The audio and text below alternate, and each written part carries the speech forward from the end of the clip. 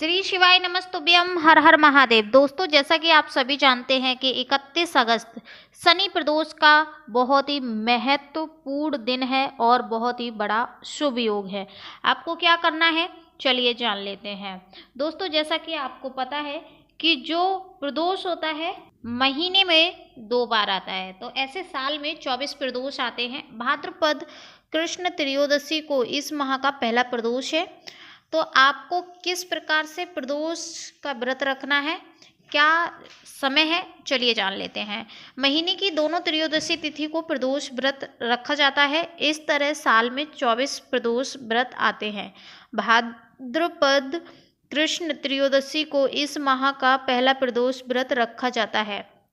दोस्तों, अब यहाँ पर बात करते हैं। प्रदोष व्रत जो है वो महादेव और पार्वती मैया के लिए रखा जाता है। विधि विधान से पूजा की जाती है। प्रदोष व्रत रखने से भगवान शिव अपने भक्तों के सारे दुख कष्ट दूर करते हैं।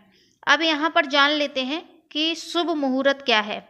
देखिए, 31 अगस्त की देर रात 2:25 पर शुरू होगी और इसका समापन 1 सितंबर को देर रात 3:40 का रहेगा। ठीक है। प्रदोष व्रत जो रहता है वो प्रदोष काल में बहुत ज़्यादा महत्व रखता है, क्योंकि प्रदोष काल में पूजा करनी चाहिए। अब यहाँ पर बात करते हैं शनि प्रदोष व्रत कथा।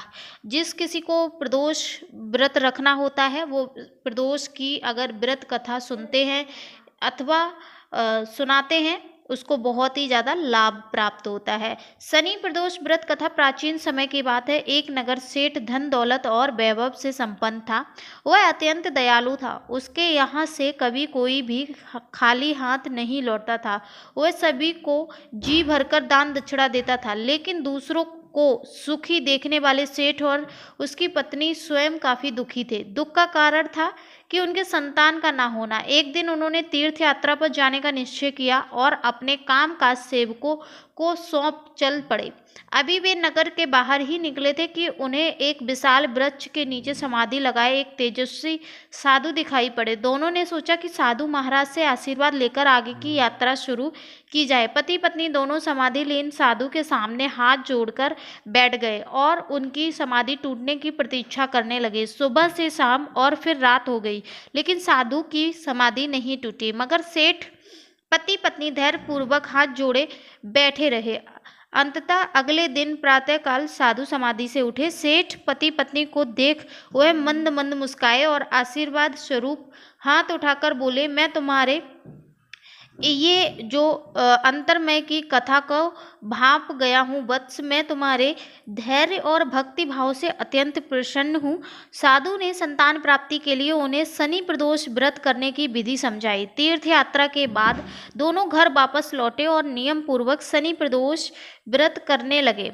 कालांतर में सेठ की पत्नी ने एक सुंदर पुत्र को जन्म दिया।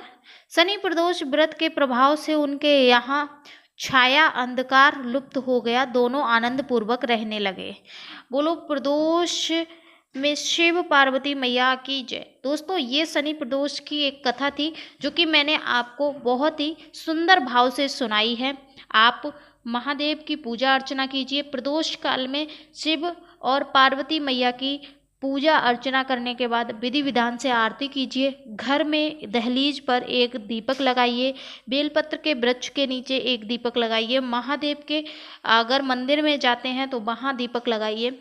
आपके जो भी मनोकामना होगी, जो भी अगर संतान नहीं है तो उनको संतान प्राप्त होगी, और जो भी मनोकामना है वो आपकी महादेव स्वयं पूरी करेंगे। वीडियो अच्छी लगी, जानकारी अच्छी लगी तो कमेंट सेक्शन में हर हर महादेव अवश्य लिखें। मिलते हैं किसी विशेष जानकारी के साथ, तब तक के लिए श्री शिवाय नमस्तुभ्यं।